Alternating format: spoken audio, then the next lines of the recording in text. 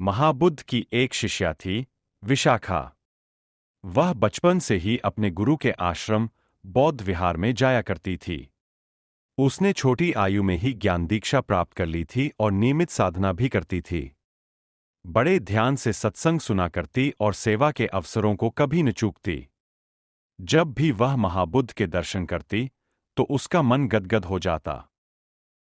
एक समय आया जब उसका विवाह श्रावस्ती के सेठ मिगार के पुत्र पुण्यवर्धन के साथ तय हो गया। इस प्रस्ताव से वह केवल इसलिए प्रसन्न थी क्योंकि महाबुद्ध प्रायः श्रावस्ती आया करते थे। पर विवाह करके जब वह ससुराल आई तो उसे पता चला कि उसके श्वशुर किसी अन्य संप्रदाय को मानते हैं और बुद्ध में उनका तनिक भी विश्वास नहीं है। उसके श्वशुर को भी यह बिल्कुल अच्छा न लगा कि विशाखा बुद्ध को बहुत मानती है। वे चाहते थे कि धार्मिक व्यवहार में उनकी बहू उनके घर की प्रथानुसार ही चले। पर विशाखा एक दृढ़ साधिका थी। ससुराल में भी वह हर प्रातः गुरुचरणों का स्मरण करते हुए ध्यान साधना के साथ अपने दिन का आरंभ करती। साथ ही अपने सभी उत्तरदायित्वों का भी कुशलता से निर्वाह करती। परंतु सबसे श्रेष्ठ व्यवहार करने पर भी उसकी धार्मिक आस्था के कारण उसकी उपेक्षा की जाती। कभी कभी तो उसे लगता कि वह सब कुछ छोड़कर वापस घर चली जाए, किंतु बुद्ध के आदर्शों का स्मरण उसे रोक लेता। एक दिन उसके श्वशुर मिगार सोने चांदी के बर्तनों में ताजा भोजन कर रहे थे। तभी द्वार पर भिक्षाटन के लिए एक बौद्ध भिक्षु ने अलख जलाई। विशाखा के मन में द्वार पर आए सन्यासी भिक्षु को कुछ देने की बड़ी तीव्र इच्छा हुई।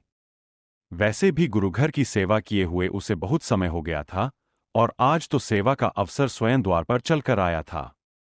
वह इस अवसर को चूकना नहीं चाहती थी, किंतु श्वशुर की अनुमति के बिना कुछ दे भी नहीं सकती थी। इससे उनकी अवमानना होती। यूं तो मिगार सब प्रकार से संपन्न थे, पर वे किसी भी प्रकार के दान में विश्वास नहीं रखते थे। वैसे भी द्वार पर खड़ा भिक्षु एक बौद्ध था। उससे तो मिगार नैसर्गिक रूप से घृणा करते थे। इसलिए उसे दान देने का तो सवाल ही नहीं उठता था। ऐसे में विशाखा के लिए बड़े अंतर्द्वंद्व की स्थिति थी। किंकर्तव्य विमूढ़ता की उस स्थिति में वह सुमिरन से जुड़ गई। उसने बुद्ध चरणों में आर्त भाव से प्रार्थना की। गुरु कृपा से उसके अंतर्मन में प्रकाश हुआ। सहसा ही उसके भीतर से एक विवेकवाणी निकली। उसने भिक्षु से कहा, भंते, कृपया आप आगे जाइए, हम तो बासी भोजन करते हैं। जैसे ही मिगार ने पुत्रवधू की यह बात सुनी, वह आक्रोश से भड़क उठा। उसे लगा कि विशाखा ने जानबूझकर उसे अपमानित करने के लिए ऐसा कहा है।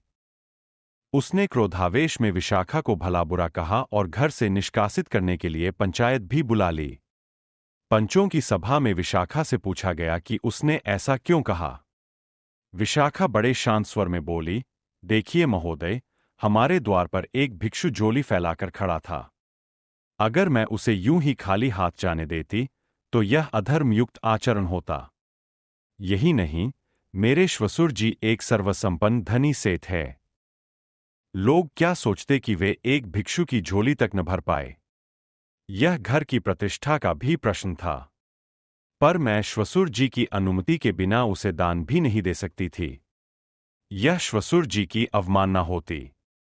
मेरे लिए यह धर्म संकट की स्थिति थी। ऐसे में मैंने सत्य भाषण कर भिक्षु के समक्ष अपनी असमर्थता व्यक्त की।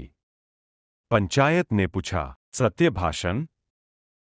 भला बासी भोजन का कथन सच कैसे माना जा सकता है? विशाखा बोली, आदरणीय पंचों, शास्त्रों के अनुसार इस जन्म में यदि हम धनी हैं तो यह हमारे पूर्व जन्मों के दान का प्रतिफल है।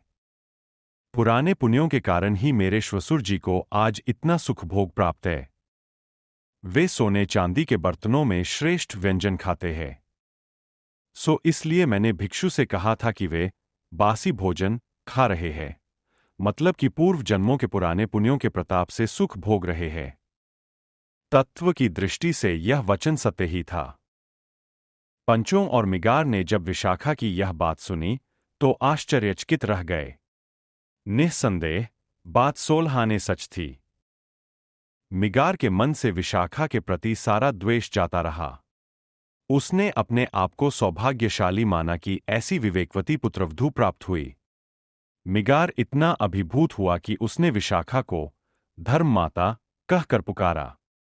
तभी से महाबुद्ध की इस शिष्या विशाखा का एक और नाम विख्यात हुआ, मिगार माता, जो अपने श्वशुर की माता कहलाई। आगे चलकर अपनी पुत्रवधू के दिव्य आचरण से प्रभावित होकर मिगार ने भी भगवान बुद्ध से दीक्षा प्राप्त की और सनातन ज्ञान के मार्ग पर अग्रसर हुए। अपने श्वशुर का समर्थन पाकर विशाखा ने तन मन धन से बौद्ध विहारों में बढ़-चढ़ कर सेवा की। कह सकते हैं, मिगार माता विशाखा ने अपने और अपने श्वशुर के लिए वर्तमान जन्म में ताजे पुण्य संस्कारों का अर्जन किया।